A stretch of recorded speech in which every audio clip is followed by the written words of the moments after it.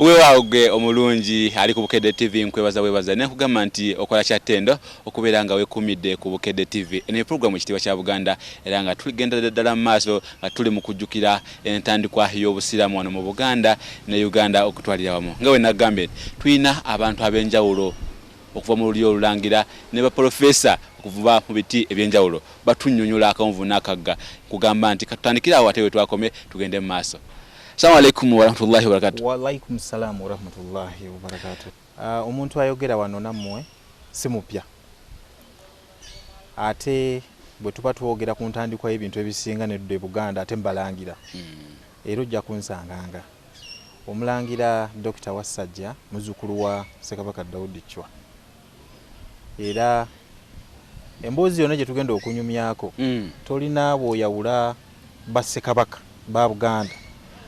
Tulina bw'olawula jjajjange Ssekabaka Daudi Chwa ate ku Mbogo ate omwawule ku Ssuuna kati njagadde okulaba nti bwe tuba tusimbuliza ebintu bino byonna kikulu nnyo okumanya nti buli kimu kibeerako ensobuko yaakyo nabwe kityo omuntu ali nammwe olwaleero mwana omulangira akulidde mu kumanyisibwa naddala ku buvunaanyizibwa bajjajjaffe be baatuwa ng'okutandika n'okuleetawo eddiini zino ze twenyumirizaamu ng'ekisiraamu. Tubuulire ebyo byogedde musaayi nnono kutandika busiraamu tufuna tutya obusiraamu mu Buganda wano era nga bwe tumanyi nti Uganda kyali kigambo tekinnabaawo. Buganda eno twalinanga enzikiriza era enzikiriza zino zatambulanga mu kuulukuulu bukumukuumu okusinziira mu bantu abeekuŋŋaanyiza mu bika oba mu nzija gwe balina okukkiriza kwabwe abamu baabeeranga ne bakatonda abatonotono n'abanene era twabeeranga n'ennyumba zaffe emabega w'ennyumba era nga kabaka era nga bwe kiri mu ddiini ziriwo kati ng'omukulembeze yakulembera naddala kabaka yakulembera enzikiriza eyo nga bwe kiri era nti eddiini zino ziriwo kati abakulembeze abamu abali eyo nga kati Bungereza balina omukulembeze w'eddiini ate Abalooma nabo balina omukulembeze n'ebyo bityo ne kino wano kabaka yali akulembera eddiini ezo naye tulaba ku mulembe gwa Ssekabaka Ssuuna owookubiri Ssemunywa ow'Ewamala nga mu myaka egyo 1000 ndowooza ekisanja kye kitandika mu 1832 yali mwana nno muto kubanga waliira obwakabaka yali myaka nga 12 yafugira ddala okutuuka ku 1856 naye bingi era n'emboozi eno esimbulizibwawo nti mu myaka egyo egya 1883 abantu bajja kunonooza ebintu bingiko ekisooka ab'ebyafaayo abamu wamu n'enzikiriza n'okutegeera kwe tulina tugamba nti obusiraamu bwatandika n'Abawarabu abaava e Zanzibar. Abawarabu abaava e Zanzibar bajja mu 1880 era bo enteekateeka eyo tutandika obusiraamu ku Bawarabu abaava e Zanzibar mu 1889 naye njagala nze okutandikira emabegako nga ne Ssuuna akyali muto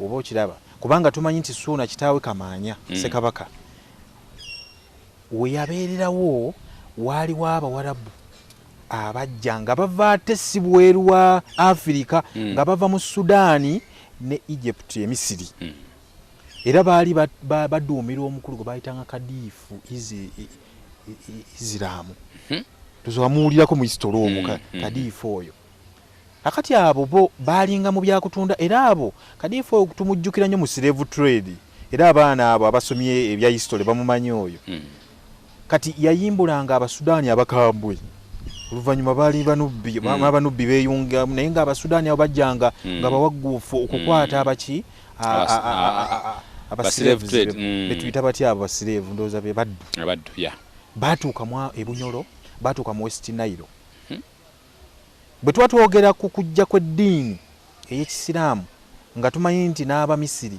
n'Abasudaani baali Bawarabu baali Basiraamu tulaba ebifo bya West Nile n'ebifo bya Bunyoro ebyasinga okutwalibwamu abaddu nga byasooka okufuna ku bantu abo mu myaka gya 1830. Naye awo tulaba nti ekinyusi tekyali ku ddiini era bali balinga ate bajja engeri y'okuwamba eno yalinga ya bukambwe. Nabwe kityo tewaaliwo ntegeeragana esobola kunyweza nzikiriza. Naye enteekateeka yali ennuŋŋamu tetuva tunonooza nti enteekateeka eno eya 1884 nga Ssekabaka Ssuuna II amaze okunywera mu bukulembeze tulaba nga ate yo yali nnambulukufu.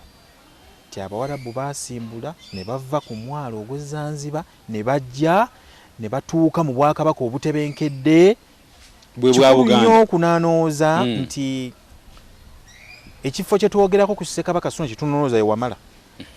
Naye ebifo ebikulu ebyandibadde bisooka okulowoozebwako ku Ssekabaka Ssuuna yali Mulago. Ssekabaka Ssuuna yalwa nnyo e Mulago. Yalinawo olubiri. Era olubiri lwe olukulu lwali awo e Mulago. Yatambulanga n'alumba n'atwala entalo n'akomawo wa? E Mulago. E Mulago. Era bw'ava e Mulago ne Nabulagala. Kasubi. Nawo n'akubayo embuga nnene. Nabwe kityo embuga zino nkulu nnyo mu by'okunonooza mu ntandikwa y'Obusiraamu. Naye Abawarabu bano bwe bajja mu 1840 baatandika okukola omukwano omugundiivu ogusimbuliza mu by'obusuubuzi okutuuka mu mbeera z'abantu.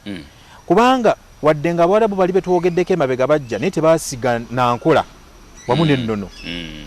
Naye bano bwe bajja baleeta n'ennyambala bali bayingira mu mbeera z'abantu eza bulijjo. Mulembe ogwo gwe guleeta ennyambala kati ze tutambuliramu ez'amakanzu. Zino ze ndimu. Ku mulembe ogwo kati njagala okulaba nti okuteekateeka eddiini eno kwagenderamu n'ennono ez'eddiini eyo. Nti abantu basooka ne babaagazisa ennyambala.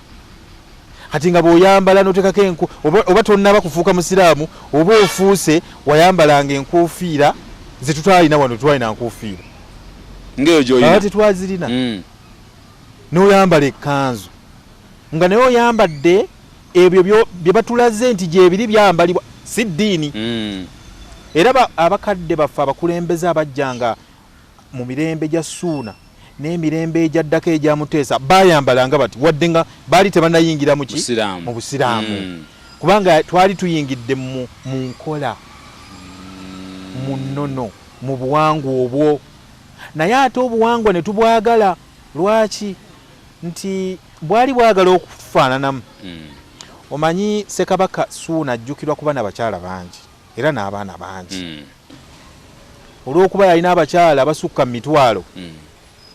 Naye mu byonna ekikulu kya byonna nti yalina obukulembeze obutereevu. Era nga bwe kiri nti buli muntu yajjanga mu Buganda yasanganga obukulembeze obutereevu. Obukulembeze buno bukikulu nnyo mu kutambuza ebintu eby'enjawulo nga n'eddiini mw'ogitadde. Nti Abasiraamu bano baatuukira mu mbuga baayanguyirwa okukozesa structure enteekateeka eyo ennungamu okusobola okutambuza engeri zaabwe wamu n'eddiini. Kati tulaba nti bwe batandika n'ennyambala kubanga baatusanga mu bukete bwaffe n'embugo zaffe zitwasibanga ebitambaala. Naye nga balaba naffe twefaako twambala biwanvu. Tetwe abakyala nga tubabikka bulungi ne tubasibe embugo zaabwe ne zinywera. Kati njagala okulaga enkwatagano eno. Ekyokubiri bwe Busiraamu okukkiriza abakyala abawerako wadde nga tebaali bangi okusinziira ku nkola yaffe. Ate nga ne mu Buganda bwe kiri. Kati abantu bakyanguyirwa okuyingira mu nkola wamu n'eddiini ate ng'ereese n'ekigambo kuwandiika n'okusoma. Olwafuna amagezi g'okuwandiika. Kubanga baayagala okufuna okwatagana. Kati okufuna okwatagana kano nga balina okusomesa Oluwarabu. Kyokka nga ate Oluwarabu ekitabo ekitukuvu mwe kiwandiikiddwa.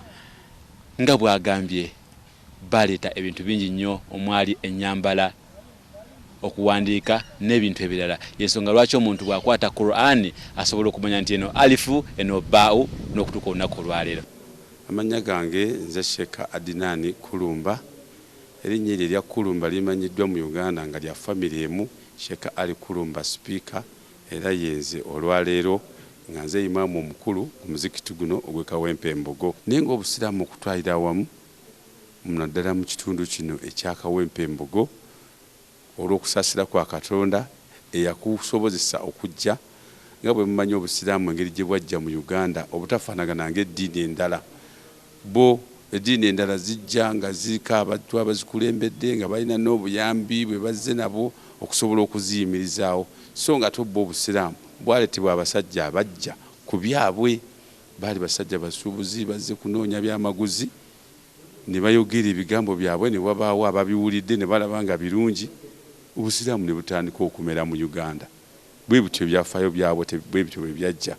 Naye eky'omukisa omulungi era kye twenyumiririzaamu era y'ensonga lwaki olaba ng'abasiraamu abakulu ate abagezi bajjumbira nnyo ensonga za Buganda, kubanga obusiraamu okusobola okunywera wano mu Uganda bwayanirizibwa Obwakabaka obwaliwo mu kiseera ekyo, ne kibuyamba nnyo okusobola okugenda mu maaso. Bingi nnyo sinsobola kubinnyonnyola, oli byanaaba asobodde okunnyonnyolawo, naye obusiraamu okubeera nga Obwakabaka bwabwaniriza ne bubuteeka mu lubiri kyayamba obusiraamu okusobola okugenda mu maaso. Assalamu alaikum wa rahmatullahi wa barakatuh. Alhaji Haruna Mwanje Mutesaasira omuzirango. Obusiraamu okuyingira mu Uganda bwe bwatuuka mu Buganda bwasensera mu mbiri ez'Abakabaka, era singa tekyali ekyo Mungu bwatu bwe yagera, singa tekyali ekyo ndowooza tebwandinywedde nakusimba makanda. Naye engeri gye bwayingira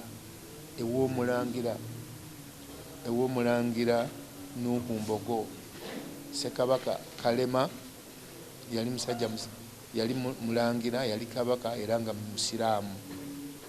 Nuhu Mbogo yayigganyizibwa abazungu olw'entalo z'eddiini ezaaliwo,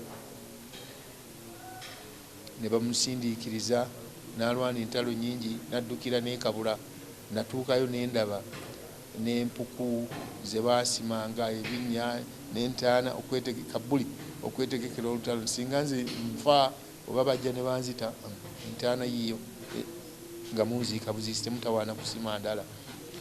Kikulaga obumalirivu bwe baalina. Erala kitono kye mujjukirako ng'avudde ekijungute, waliwo ebigambibwa nti abanubbi mu myaka egyo egyayita baayagala okumuwa obwakabaka mu ntalo ezaaliwo, n'agamba nti saagala bwakabaka, waakiri kambeere imaamu w'obusiraamu, n'alwanirira obusiraamu era n'abufiirira. Yakola omulimu teguzanyirwako era gwa ttendo. Naye kigambibwa nti olumu bwe baali bajja ne batuuka kaakati ennaku zino ng'ovudde e Bwayisi oyambuka ojje Kawempe ku police station, wakati kati awo waliwo akafo ke bayita Jambula, mu zooni ya Jambula waliwo ne petrol station ne bakery. Obudde bwabazibirirako ne bamukolera ekisaakaate bwe yasula ekisaakaate oba akawempe, n'asula mu kawempe. Okuva olwo erinnya Kawempe ne liyingira mu Buganda oba mu byafaayo bya Buganda. Gamba nti programu kitiibwa kya Buganda gyonsala tegemanya baddewo gikutuusaako, naye sibadde nzeka, mbadde ne Kamoga awamu ne Sam Mudigosi abadde ku kamera, abadde bakwata ebifaananyi ebirungi bwe biti. Mbagamba nti olwaliwo tukomye ate era tujja okutandikira Ssabbiiti ejja nga tutunuulira enkola y'obusiraamu, entandikwa y'obusiraamu wano mu Buganda ne Uganda okutwalira awamu. Buli omu gy'ali mumwagaliza mirembe, mubeere bulungi, mweraba.